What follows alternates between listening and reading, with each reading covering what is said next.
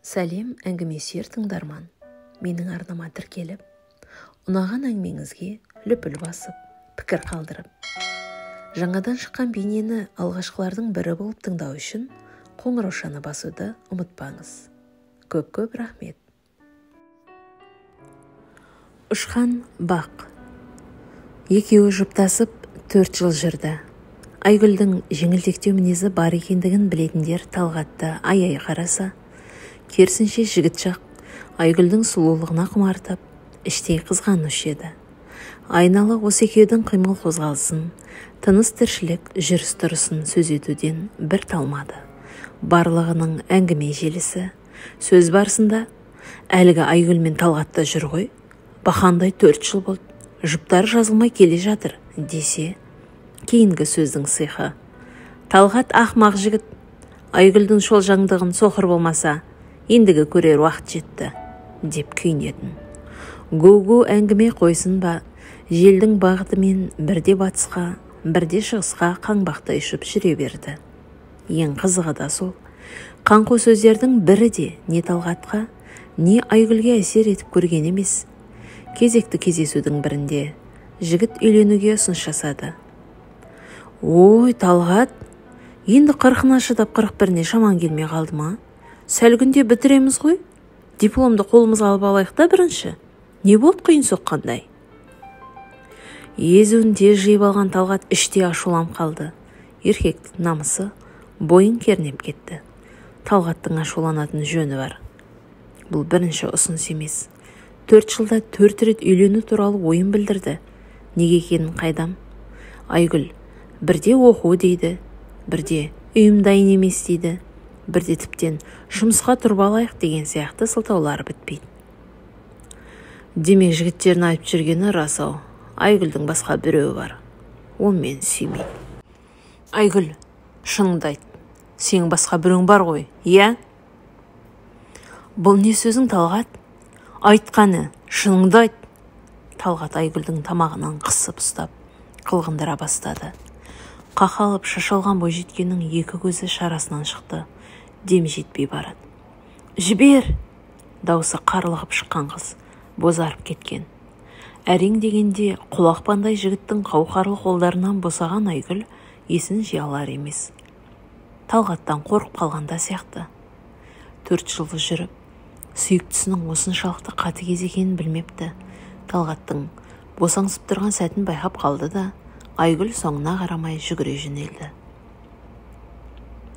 Жігіт те тоқтатпады. Демек рас, Айгүлдің басқа біреу бары да рас. Осы оймен қала берді. Талғат Айгүлдің алдына барғысы жоқ. Бір жағынан оған қол көтергеніне өкініп, өзін іштей жеп барады. Бір жағынан Айгүл мені сүймейді дегенді ойына мықтап кіргізіп алыпты. Айгүл де жігітінің кешірім сұрағанын күтпеді. Мен оны кешірмеймін. Қазірден қол көтерсе, үйленгенде жағдайым не болмақ? Құрсын, осы күннен білгенім жақсы болды деген ойдан өзгермейтіндей еді. Қолдарына дипломны алған түлектер ендігіде өз бастарының қамымен бірі жұмыс іздеп, бірі отбасын құруға асығып жатты. Тәкаппарлығы басым Айгүл сол бойда Талғатты ұмытып кетті. Жігіт әлі де болса қыздан кешірім сұрауға батылы жетпей жүр. Уақыт шіркін ауыр азап пен жан дертіне дауа болар, тек махаббатқа емес. Қайта сүйіктіңсіз өткен бір күн бір жылға татып, жаныңды азаптайтыны сөзсіз. Намыс дегенің осы кейде керек емес жерге кірісіп, асықпай жатып алады екен ғой. Айгүл жігіттен күдер үзіп, өзгемен кездесіп жатты. Талғат та сыр білдіргісі келмей, басқа қызбен жұптасты.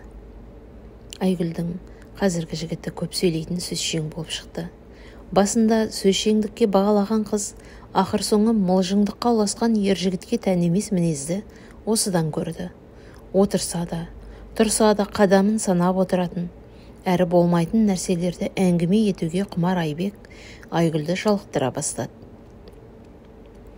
Қызылғида Айбектің бойынан Талғатты іздейтін.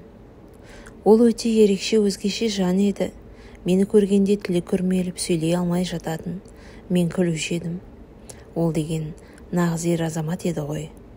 Айгүл жігітінің қадірін енді түсінді. Неге сол кезде тұрмысқа шығуға келісім бере салмадым екен? Ерте ме кеш пе бәрібір үйленуші едік қой. Ақмақ басым-ай. Қыз жалма-жан бұрынғы жігітіне телефон соқты. Телефоны сөндірулі. Талғаттың достарына телефон соғып, әзер дегенде жігіттің хабарын алды. Талғаты қалада жұмыс таба алмай, ауылына қайтып кетіпті. Сонда орта мектепке мұғалім болып орналасыпты. Жігіттің жаңа нөмірін алды. Ендігіде Айгүл тоқтайтын емес. Алло? Айгүлдің жүрегі дүрсілдеп кетті. Мұна бір дауысты естігенде қызғаныштан өліп қала жаздады. Өзімен бірге оқыған Сәнияның дауысы. Ол да бұны таныды. Айгүл, сенбісің? Жалтармай-ақ қой, сен таныдым. Ескі махаббатың есіңе түсіп, Талғатпен сөйлеспек болсаң, ол қазір жуынып жатыр. Беташар өтіп қойды. Тойға шақыруды жігіттерден беріп жібереміз. Және ренжімесең, ендігіде менің күйеуімді мазалама. Сене алар емес. 4 жыл бойы дымы шықпай, соңғы қатарда отыратын Сәния менің бақталасым бола алған ба? Ешкіммен шаруасы жоқ. Тек кітап оқып, үстіне не болса соны киіп жүретін ақмақ қыз менің сүйіктімнің жарыма? Мен кім? Сәния кім? Айгүл өліп кете жаздады. Өзінің кінәсін білмей, бәріне тек Талғатты кінәлаудайды. Күйеуім дейді. Шірк неме, қайдағы күйеу? Ол сөз тек мен айтуым керек. Тұрған жерінде жандаусымен шыңғырған Айгүл есінен адаса жаздады. Апталап бөлмесінен шықпай, еңіреп жылаған қызға жан құрбысы Алмагүл келді. Айгүл, құрбым, есің жи, болды енді. Түр десе түрің, оған сай ақылың бар. Сен жерде қалмайсың. Кез келген жігіт ғашық бола алатындай асыл жансың ғой сен. Ой, Алма, сен де айтады екенсің. Түрің бар, ақылың кем десең шоданда. Ақылым таяз болмаса, сол кезде қолыма қонған бақты Сәнияға қарай ұшырмай, мықтап ұстап алмас бедім.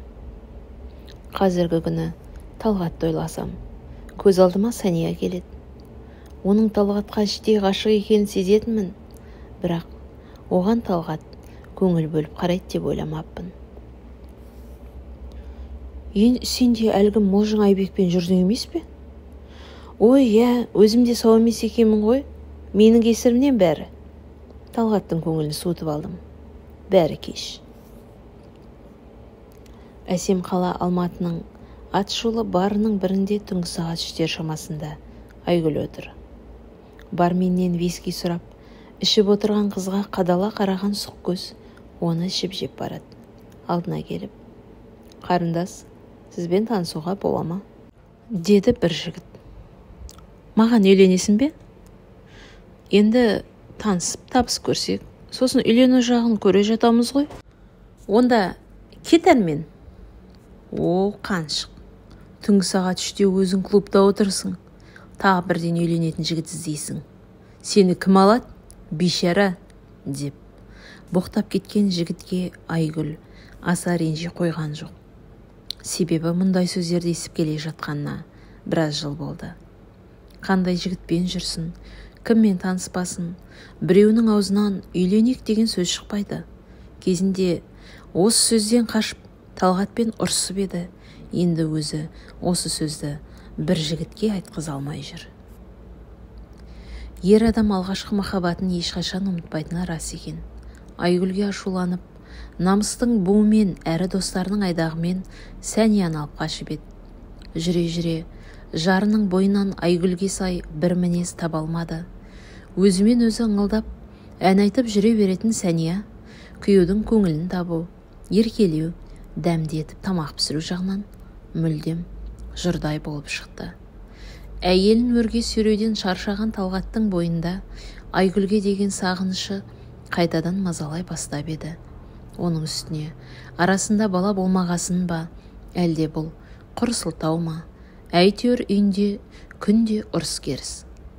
Кім білет, екеуі ажырасып жатса, Талғаттың ақ махаббаты өзіне қайта бұйырар. Осы ойларды көп ойлайтын Талғат тағы да бір шешімге келе алмай жүр.